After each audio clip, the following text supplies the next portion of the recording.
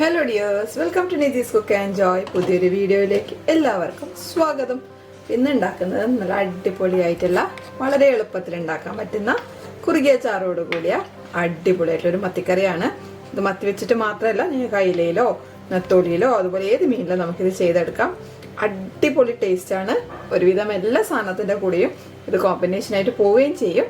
അപ്പോൾ നമുക്കിത് എങ്ങനെ ഉണ്ടാക്കുന്നത് നോക്കിയിട്ട് വരാം. വളരെ എളുപ്പമാണ് ഉണ്ടാക്കാൻ. എല്ലാവരും ട്രൈ ചെയ്യണം, ഫീഡ്ബാക്ക് അറിയിക്കണം. അപ്പോൾ നമുക്ക് ഒട്ടും താമസിച്ച വീഡിയോ വേണ്ടി തരാം. Welcome to the video. ഇതൊരു ചെറിയ നെല്ലിക്ക വലുപ്പത്തിലുള്ള പുളിയാണ് എടുത്തിട്ടുള്ളത്. നിങ്ങൾക്ക് എത്ര വേണോ അതിനനുസരിച്ച് എടുത്താൽ മതി. പുളിന്റെ അളവ് മുഴുവൻ എടുക്കണമെന്നില്ല, കുതിർത്ത് വെക്കാം. നമുക്ക് 1 കപ്പ് വെള്ളമാണിത്. 1 കപ്പ് വെള്ളത്തിൽ നമുക്കിത് കുതിർത്ത് വെക്കാം.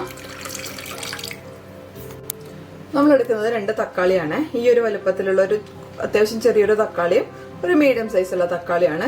ഇതാണ് നമ്മളെ ഗ്രേവിക്ക് തിക്നെസ് കൊടുക്കുന്നത്. അപ്പൊ ഇതൊന്ന് നമുക്ക് അരിഞ്ഞെടുക്കാം. ഏത് സൈസിൽ അരിഞ്ഞെടുത്താലും കുഴപ്പമൊന്നുമില്ല. വലുതായിട്ടായാലും കുഴപ്പമില്ല, ചെറുതായിട്ടായാലും കുഴപ്പമില്ല. ഇത് ഒന്ന് വഴറ്റിയിട്ട് നമുക്ക് അരച്ചെടുക്കേണ്ടതാണ്. ചട്ടി വെച്ചിട്ടുണ്ട്. ഇനി നമുക്കിതിലേക്ക് കുറച്ച് വെളിച്ചെണ്ണ ഒഴിച്ചു കൊടുക്കാം. 1 ടീസ്പൂൺ പോലെ വെളിച്ചെണ്ണ മതിയാവും. അത് അടിയിലൊന്ന് പിടിക്കാണ്ടിരിക്കാൻ വേണ്ടി മാത്രമാണ് വെളിച്ചെണ്ണ ഒഴിക്കുന്നത്. ഇനി നമുക്കിതിലേക്ക് അരിഞ്ഞു വെച്ച തക്കാളി ചേർത്ത് കൊടുക്കാം. നമുക്കിനി ഇതിന്റെ തീ ഒന്ന് കത്തിച്ചിട്ട് അടച്ചു വെച്ചിട്ട് ഈ തക്കാളി ഒന്ന് സോഫ്റ്റ് ആവുന്നത് വരെ വേവിച്ചെടുക്കണം. അടച്ചു വെച്ചിട്ട് തന്നെ വേവിക്കണം. അതുപോലെ തന്നെ ലോ ഫ്ലെയിമിലിട്ടിട്ട് വേവിച്ചെടുക്കണം. ഹൈ ഫ്ലെയിമിലിട്ടാൽ കരിഞ്ഞു പോകും. അങ്ങനെയാണെങ്കിൽ നിങ്ങൾ തുറന്നു വെച്ചിട്ട് വഴറ്റി കൊടുക്കണം. ഇതിപ്പോൾ ഇങ്ങനെ അടച്ചു വെച്ചിട്ട് ഒരു 5 അല്ലെങ്കിൽ 6 മിനിറ്റ് ആകുമ്പോഴേക്കും മീഡിയം ഫ്ലെയിമിൽ ഇതൊന്ന് വെന്ത് കിട്ടും. അടിയിൽ പിടിക്കാതിരിക്കാനാണ് നമ്മൾ വെളിച്ചെണ്ണ ചേർത്തിട്ടുള്ളത്. ഇതൊരു 1-2 മിനിറ്റ് ആകുമ്പോൾ നമുക്കൊന്ന് തുറന്നിട്ട് മെല്ലെ ഇളക്കി കൊടുക്കാം.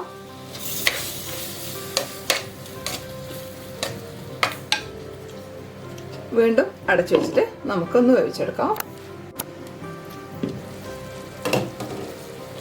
ഇതൊരുവിധം കുക്കായിട്ടുണ്ട്, ഒന്ന് സോഫ്റ്റ് ആയിട്ടുണ്ട്. നല്ലപോലെ മഷി ആവേണ്ട കാര്യമൊന്നുമില്ല, ഉടഞ്ഞു പോകണ്ട. ഇത്രയും മതി, ഒന്ന് വെന്ത് കിട്ടിയാൽ മതി നമുക്ക്. ഇനി നമ്മളിത് അരച്ചെടുക്കുന്നതാണ്. ഇനി നമുക്ക് ഇതിലേക്ക് പൊടികൾ ചേർത്ത് കൊടുക്കാം. ഇതിലേക്ക് 1/4 ടീസ്പൂൺ മഞ്ഞൾപ്പൊടി ചേർക്കുന്നുണ്ട്. 1/4 ടീസ്പൂൺ മുതൽ 1/2 ടീസ്പൂൺ വരെ ചേർക്കാം. 1 ടീസ്പൂൺ മുളക് പൊടി ചേർക്കുന്നുണ്ട്. ഒന്ന് നല്ലപോലെ ഒന്ന് മിക്സ് ചെയ്ത് കൊടുക്കാം. അതിൻ്റെ പച്ച ചുവയൊന്ന് മാറിയിട്ട് ഒരു 1-2 മിനിറ്റ് നമുക്കിതൊന്ന് വഴറ്റിയെടുക്കാം. ഇതൊരു 3 മിനിറ്റ് നല്ലപോലെ വഴറ്റി എടുത്തിട്ടുണ്ട്. ഇനി ഇതൊന്ന് ഓഫ് ചെയ്തിട്ട് നല്ലപോലെ തണുത്ത് വരട്ടെ. അതിനുശേഷം നമുക്ക് മിക്സിയിലിട്ടിട്ടൊന്ന് അരച്ചെടുക്കാം. അപ്പോൾ നമ്മുടെ കറിക്ക് നല്ല കൊഴുപ്പ് കിട്ടും. അതിന് വേണ്ടിയിട്ടാണ്. നമുക്കിതൊന്ന് മിക്സിയുടെ ജാറിലേക്ക് മാറ്റി കൊടുക്കാം. ചെറിയൊരു ചൂടുണ്ട്. ചൂട് തന്നതിന് ശേഷം മാത്രമേ അരക്കാൻ പാടുള്ളൂ, അല്ലെങ്കിൽ മിക്സിയിൽ നിന്ന് മൊത്തത്തിൽ പുറത്തേക്ക് വരും. നമുക്ക് അരച്ച തക്കാളിയുടെ പേസ്റ്റ് ഇതിലേക്ക് ചേർത്ത് കൊടുക്കാം.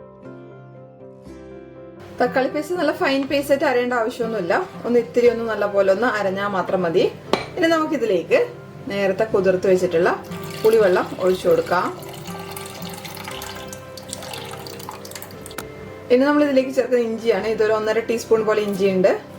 അടുത്തത് കറിവേപ്പിലയാണ്. 1 തണ്ട് കറിവേപ്പില ചേർക്കുന്നുണ്ട്. പിന്നെ ചേർക്കുന്നത് 3 പച്ചമുളകാണ്. നല്ലപോലെ ഒന്ന് ഇളക്കി കൊടുക്കാം. ഇനി നമുക്ക് ഇതിന്റെ തീ ഓൺ ചെയ്യാം.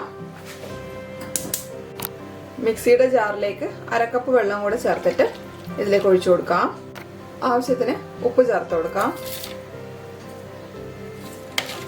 ഇത് നല്ലപോലെ തിളച്ചതിന് ശേഷം മാത്രമേ നമ്മൾ ഇതിൻ്റെ അകത്തേക്ക് മീൻ ഇട്ട് കൊടുക്കുള്ളൂ.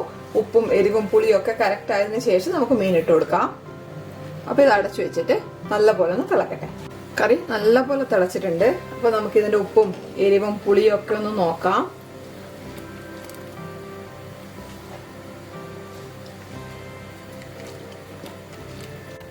ഇതിൽ എരിവും പുളിയും കറക്റ്റ് ആയിട്ടുണ്ട്. കുറച്ച് ഉപ്പിന്റെ കുറവുണ്ട്. അപ്പോൾ അത് ചേർത്ത് കൊടുക്കാം. പുളി ഓരോ പുളിന്റെ ഇതിനനുസരിച്ചിട്ട് പുളിയുടെ രുചിയിൽ വ്യത്യാസം വരും. അതായത് എത്രത്തോളം പുളിരസം അതിലുണ്ട് എന്നുള്ളത്. പഴകിയ പുളിയാണെങ്കിൽ കുറച്ച് പുളി എടുത്താൽ തന്നെ നല്ലൊരു പുളിയുടെ ടേസ്റ്റ് വരും. ചിലപ്പോൾ നല്ല പുളി പുതിയ പുളിയാണെങ്കിൽ അത്രയും ടേസ്റ്റ് വരില്ല. അപ്പോൾ അതിനനുസരിച്ചിട്ട് നിങ്ങളൊന്ന് പുളിയുടെ അളവ് അഡ്ജസ്റ്റ് ചെയ്ത് നോക്കണം. ഈ സമയത്ത് നിങ്ങൾക്ക് പുളി, എരിവ്, ഉപ്പ് എന്ത് വേണമെങ്കിലും ഈ സമയത്ത് നമുക്ക് അഡ്ജസ്റ്റ് ചെയ്യാം. ഞാനിവിടെ എടുത്തിട്ടുള്ളത് മത്തിയാണ്. ഞങ്ങൾക്ക് ഏത് മീനും ഇതുപോലെ ചെയ്യാം. ഇതൊരു 7 മത്തിയുണ്ട്. അധികം വലുതുമല്ല അധികം ചെറുതുമല്ലാത്ത ടൈപ്പ് മത്തിയാണ്. അതിനനുസരിച്ചിട്ട് നിങ്ങളുടെ എത്രത്തോളം മീനുണ്ട് എന്നനുസരിച്ചിട്ട് വേണം ഇതിൻ്റെ അകത്തുള്ള ഇൻഗ്രീഡിയൻസിൻ്റെ അളവ് അഡ്ജസ്റ്റ് ചെയ്യാൻ വേണ്ടിയിട്ട് കേട്ടോ.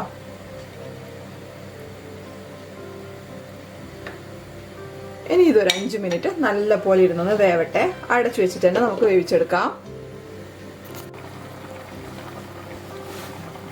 ഇനി നമുക്കിത് മെല്ലെ ഒന്ന് ചുറ്റിച്ചു കൊടുക്കാം.